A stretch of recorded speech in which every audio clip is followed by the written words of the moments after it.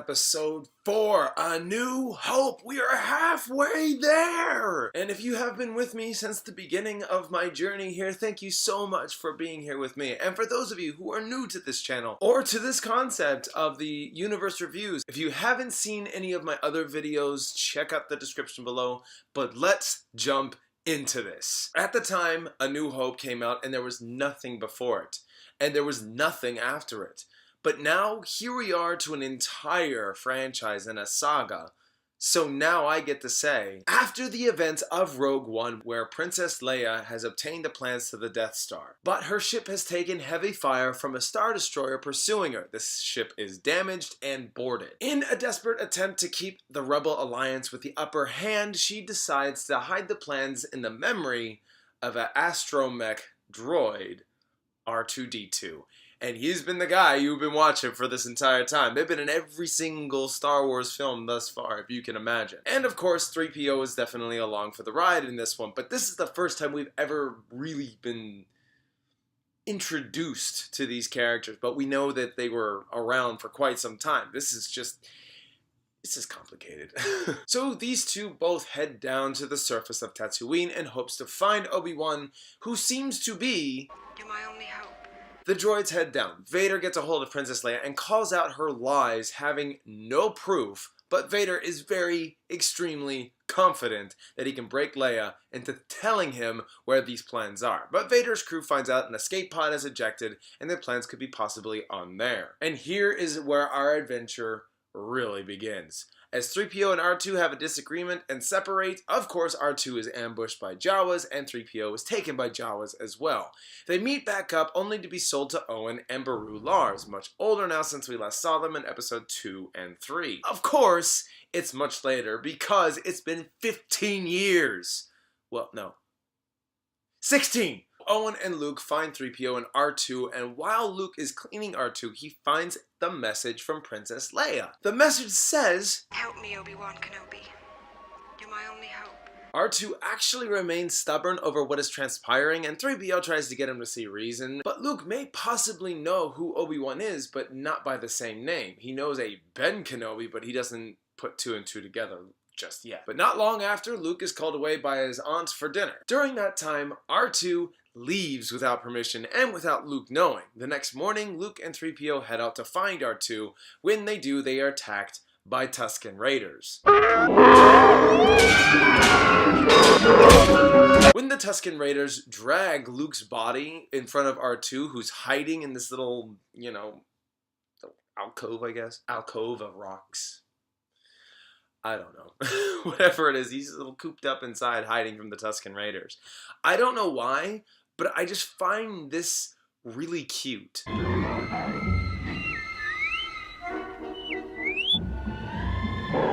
don't know why, I just thought it was. But alas, Ben shows himself and scares off the Tusken Raiders and reveals himself to Luke, saying that Obi-Wan is me. He takes him back to his place and talks about a time before the Empire and about Luke's father.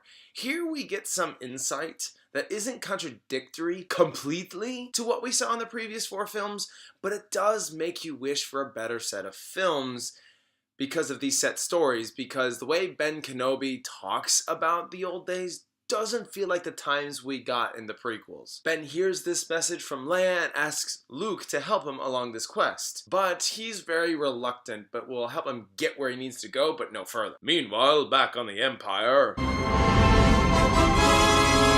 a meeting takes place that conveys that the Rebel Alliance is getting close to exploiting the plans and could reveal a weakness. Vader, of course, remains confident that the plans will return back into their hands, but one man dares to challenge him into thinking that he is just not formidable as a leader as he thinks he is, and it comes down to an epic choke that comes down with this excellent line. I find your lack of faith disturbing. And that is one line I absolutely love and will use on occasion when I'm in a bind and somebody doubts me. People doubt me all the time. But again, like last time, we have a scene with Vader and it could have been about anything. So it's like, I hear you like dogs. Don't you know cats are the more superior race? Dogs are needy and dependent of their owners, and I feel it's a bad trait in...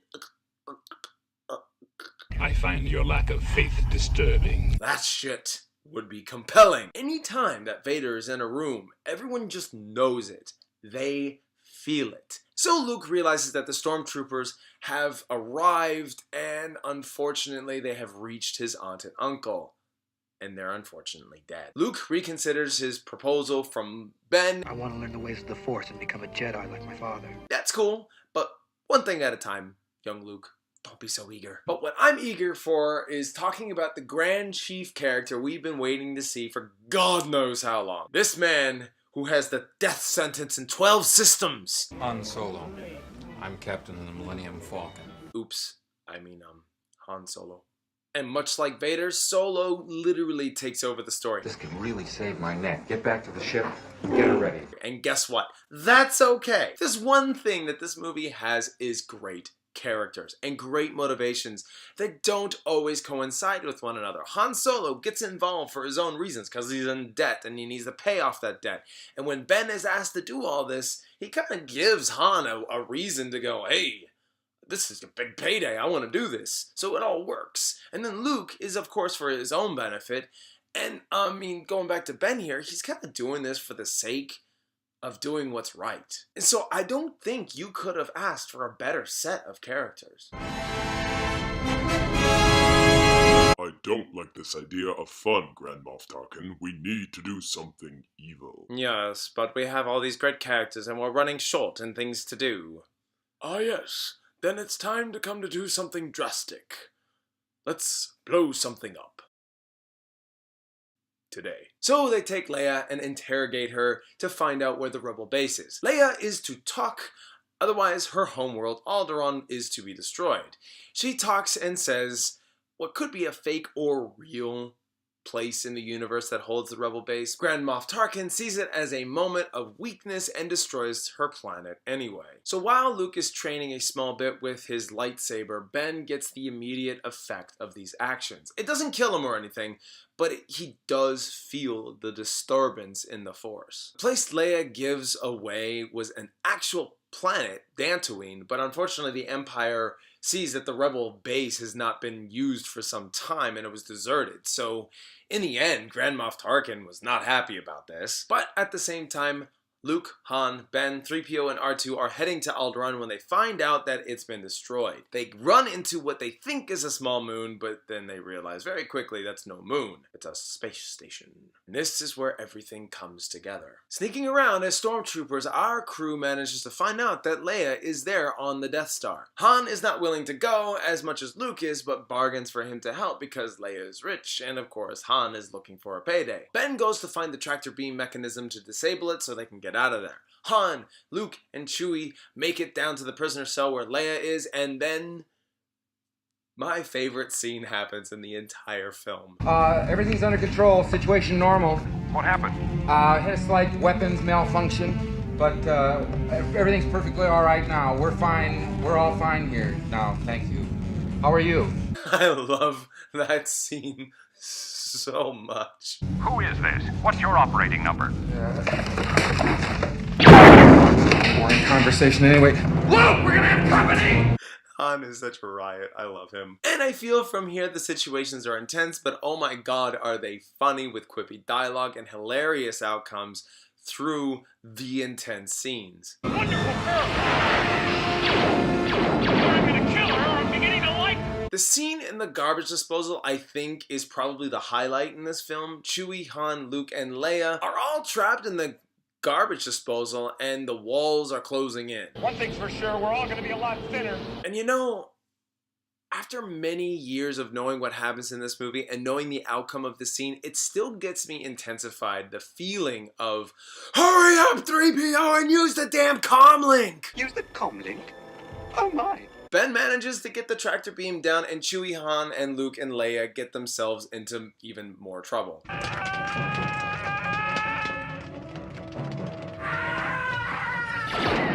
As they deal with the stormtroopers, Ben deals with Darth Vader. Now, I'm gonna be honest with you. Now, this fight scene is less than remarkable, but it has some of the thickest history conveyed between two people. the verbal dialogue between them is more of the fight than the actual lightsaber duel taking place. So Han, Luke, and Leia, and Chewie make it to the Falcon, but not before they see the fight between Ben and Vader take place. Ben? Ben sees them, and then he decides to sacrifice himself just as Luke screams out. They all get away and head off. A distraught Luke doesn't have a real moment to grieve over Ben as they have to fight off fighters. Leia and the crew make it to Yavin for the secret base. The rebels analyze the Death Star plans and see that there is a vulnerability in the Death Star, so they get prepped and ready to attack. Han dips out and Luke gets a little pissed that he doesn't stick around. Now, this is a small and insignificant scene, but it's at every point R2 does what he does, and there's the beeping and everything like that. It's great and all, but usually he's understood by 3PO, and when Luke here asks R2 if he's good, we get this, of course. That little droid and I have been through a lot together. You okay, R2? Good. Nothing incredible, right? I couldn't help but think that maybe Luke is just playing up the moment. He could be completely ignoring R2's feelings. You okay, R2? My head's buzzing and I'm leaking. Good. Or rather, more quickly. You okay, R2? I'm dying! Good. So the battle begins. Luke is doing his part minus some mild case of schizophrenia. No, Ben's talking to him through the Force. Vader joins in on the fight as the rebels find the vulnerability and get ready to fire into it. Vader definitely proves to be a hell of a problematic force to be reckoned with as the rebel team are losing more men. 4 attempts to fire into the main reactor, but unsuccessful. Then it is Luke's turn. And you know, because he's the hero of this movie, he's gotta win, right? Right? Well, yes, but the idea that he did it isn't the triumph. It's the fact that he did it nearly blindfolded. And Ben telling him to use the Force. It's trusting his instincts. And even with that, Han comes in to save the second for Luke. And all of that, I feel, was played out so well, where we get cop-outs like that, we get moments like that from every other film. And what makes this more successful than any other time is because they play it out extremely well. You don't think that Han's gonna come in at the last second to save him. You're really bogged into the moment of knowing that Luke may lose his life just like every other pilot who's ever tried to get at this reactor. And then at the same time, at first he's ignoring Ben's thoughts into the matter, and then he finally gives into it.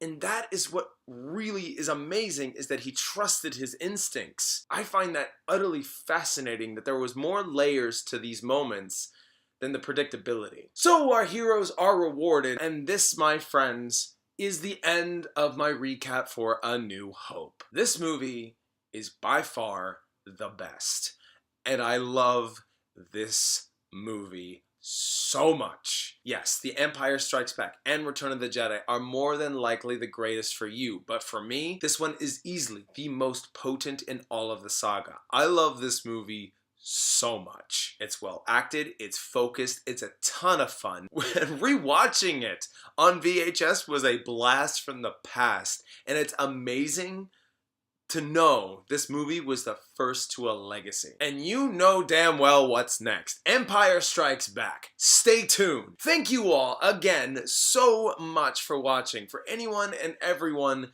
who is watching, I really appreciate it. I would love the Universe Reviews to be a part of your world. So if you get a chance, hit the like button, show support. If you can, subscribe to help further the cause into this. I would love for this to continue on, where I do reviews and recaps in depth with the whole universe ahead of us, talking about every character beat and every moment all together. And thank you again so much for watching, and as always, until next time.